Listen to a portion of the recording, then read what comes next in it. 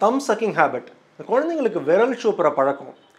இந்த பழக்கம் வந்து நிறைய குழந்தைங்களுக்கு இருக்கு. நிறைய பெற்றோர்களுக்கு இருக்கு வந்து இது ஒரு பெரிய ஒரு கன்சர்ன், காஸ் ஆஃப் கன்சர்ன். இதனால குழந்தைகளுக்கு வந்து என்னோட பற்கள் பாதிக்குமா, தாட வளர்ச்சி பாதிக்குமா நிறைய பேருக்கு சந்தேகம் இருக்கு. அதை இந்த வீடியோல அட்ரஸ் பண்ண போறோம். வணக்கம், என் பேர் டாக்டர் அருண், பேர்ல்ஸ் பல் மருத்துவமனை, சென்னை ராஜா அண்ணாமலைபுரத்தில் 2001 நடத்திட்டு இருக்கோம்.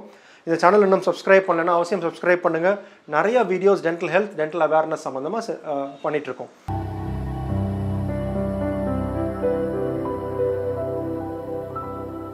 ஸோ ஃபஸ்ட்டு நம்ம என்ன புரிஞ்சுக்கணும்னா, இந்த தம் சக்கிங் ஹேபிட், விரல் சூப்புற பழக்கம் சின்ன குழந்தைங்களுக்கு வந்து ஒரு நார்மலான ப்ராசஸ், அது இயல்பானது. சக்லிங் ரெஃப்ளெக்ஸ்னு பேர்.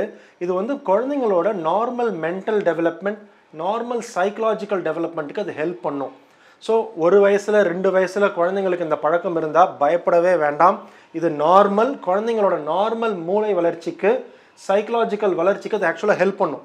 ஸோ அதை வந்து தடுக்காதீங்க. 1 வயசு குழந்தைக்கு, 2 வயசு குழந்தைக்கு இந்த பழக்கம் இருந்தால் பயப்பட வேண்டாம். இந்த குழந்தை கொஞ்சம் பெருசானதுக்கப்புறம் யூஸ்வலாக வந்து அவங்க வளரும்போது இந்த பழக்கத்தை அவங்களே விட்டுருவாங்க.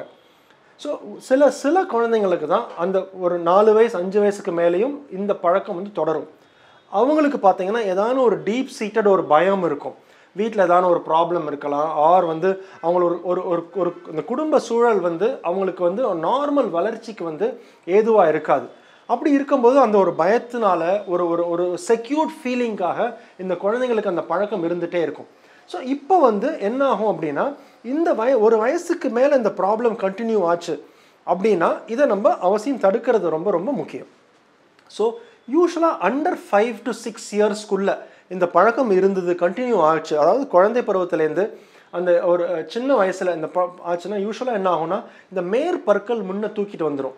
ஸோ இந்த மேற்பற்கள் முன்னே தூக்கிட்டு வந்து உள் தாடையும் நல்லா உள்ள அழுந்தினா மாதிரி ஆயிடும். இந்த ப்ராப்ளம் வந்து வரத்துக்கான வாய்ப்பு இருக்குது. இது நம்ம கண்டினியூ ஆக இது ரொம்ப ஜாஸ்தி ஆகும். ஸோ 5லேருந்து 6 வயசுக்குள்ளே இந்த ஹேபிட்டை ஸ்டாப் பண்ணிடுச்சு குழந்தை அப்படின்னா, நம்ம தாடையில் என்ன ப்ராப்ளம் இருந்தாலும் ஆட்டோமேட்டிக்காக ரிவர்ஸ் ஆயிரும். நம்ம எதுவும் டென்டல் ட்ரீட்மெண்ட்டே செய்ய வேண்டாம். 6 வயசுக்கு மேலே, 5லேருந்து 6 வயசுக்கு மேலே இந்த ஹேபிட் கண்டினியூ ஆச்சுன்னா தான் நிறைய திருப்பி வந்து அந்த நார்மல் தாடை வளர்ச்சியில் ப்ராப்ளம் வரும். என்ன ப்ராப்ளம் வரும்? மேற்பற்கள் தூக்கிட்டுரும்.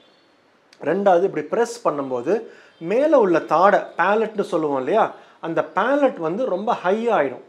அண்ட் இந்த ப்ரெஸ், இந்த தம்போட இந்த ஃபீலிங் இங்கே நம்ம அழுத்தும் போது இந்த அழுத்தம் கொடுக்கறதுனால கீழ்த்தாட வளர்ச்சியும் குறைஞ்சிரும்.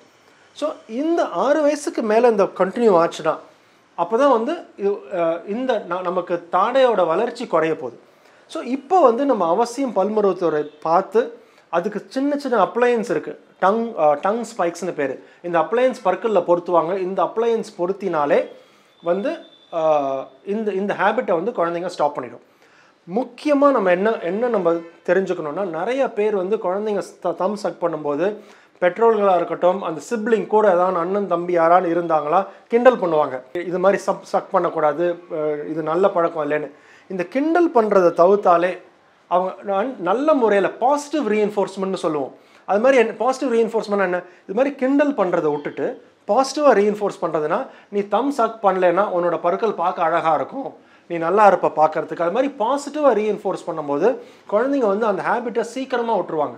ஸோ நெகட்டிவாக குழந்தைய அஃபெக்ட் பண்ணாமல் பாசிட்டிவ் ரீஎன்ஃபோர்ஸ்மெண்ட் ப்ளஸ் டாக்டர்கிட்ட போய் ஒரு சிம்பிள் ட்ரீட்மெண்ட் மூலமாக இந்த ஹேபிட்டை ஸ்டாப் பண்ண முடியும்.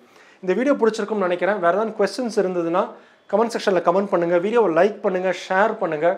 யாரான வீட்டில் இந்த குழந்தைங்களுக்கு இந்த ப்ராப்ளம் இருந்ததுன்னா அவங்களுக்கு இந்த வீடியோ அவசியம் அனுப்புங்க. அடுத்த வீடியோவில் சந்திக்கிற வரைக்கும் டாக்டர் அருண், பேர்ல்ஸ் பல் மருத்துவமனையிலேருந்து பேசுகிறேன். நன்றி, வணக்கம் அண்ட் தேங்க்யூங்க.